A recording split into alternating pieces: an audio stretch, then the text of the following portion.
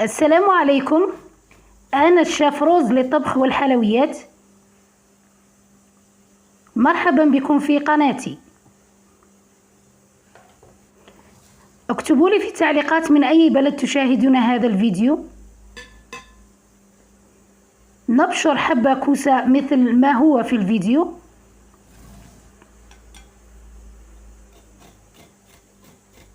نبشر حبة جزر تكون كبيرة نوعا ما. لا تنسوا أصدقائي الاشتراك في القناة والضغط على زر الجرس ليصلكم كل جديد. نأخذ أيضا حبتان من البطاطا تكون حجم متوسط كما هو ظاهر في الفيديو.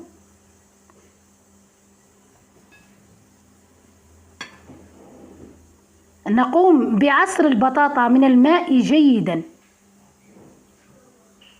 نقوم بعصر البطاطا من الماء جيدا ونضعها في وعاء يكون كبير ليساعدنا على العمل.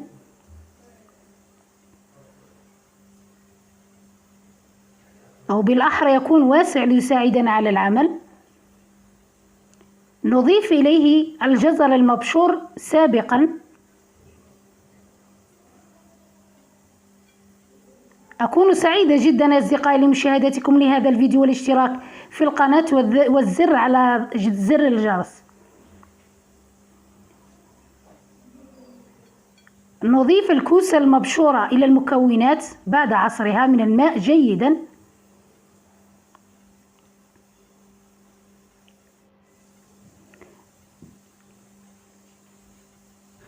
نضيف إلى المكونات الملح والفلفل الأسود. الملح يكون حسب الذوق.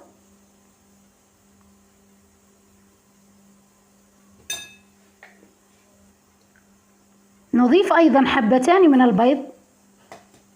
من الأحسن يكون حجم صغير.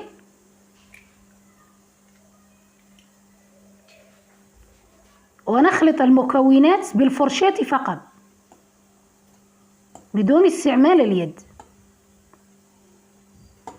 بالإضافة إلى سن صغير من الثوم لأنه مفيد للصحة.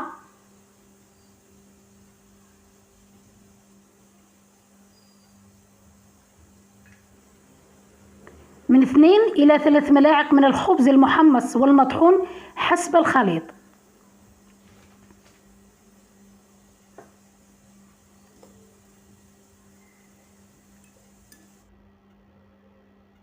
نخلط كل المكونات ونغلف بالورق الشفاف الخاص بالأكل ونتركه يرتاح 10 دقائق لتمتص السوائل.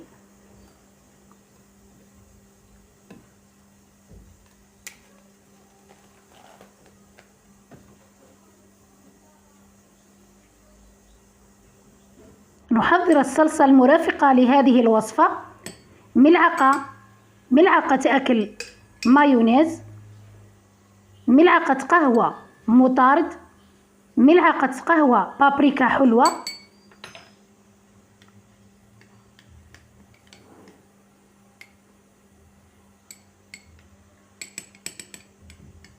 نقوم بتشكيل الخليط كما في الفيديو. إنه جاهز للطهي.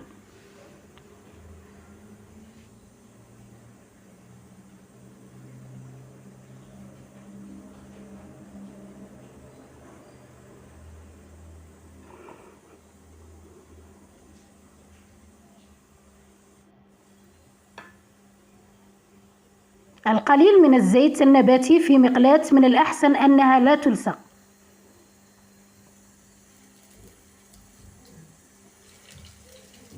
نضع الحبات تطهى على نار متوسطة.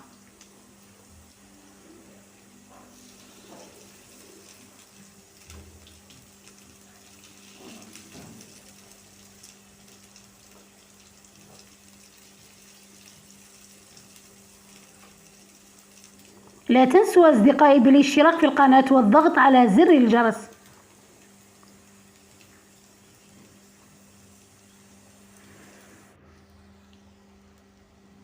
إذا كانت هذه الوصفة تطهوها في بلدكم أعطوني اسمها، هذا يهمني.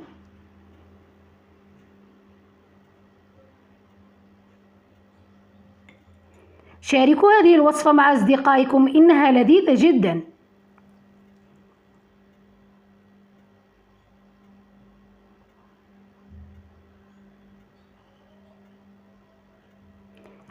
شهية طيبة أصدقائي.